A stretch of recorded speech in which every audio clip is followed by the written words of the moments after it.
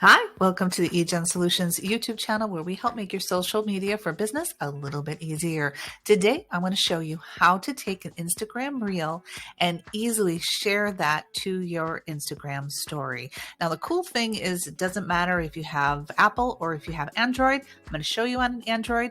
However, it's the same on both formats. So let's get over to the mobile phone so I can show you how. Okay, I am going to show you very quickly how to share an Instagram reel to your Instagram story. The first thing you want to do is come into your Instagram account, as you can see here, and go ahead and select the Instagram reel that you want to share to your story. You want to get into it, and on the far right, bottom right-hand corner, of course, you have your likes and your comments, and you have that little arrow button, which is a send button. Simply select that, and it's going to open up this menu bar, and you can see at the very top, it says share to your story.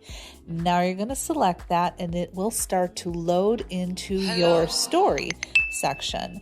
So you can see right now that this is the story, and if you take your fingers and you pinch it, you can change it, you can make it bigger, you can kind of turn it around, do what you need, and of course add stickers and everything else that you need to create that Instagram story.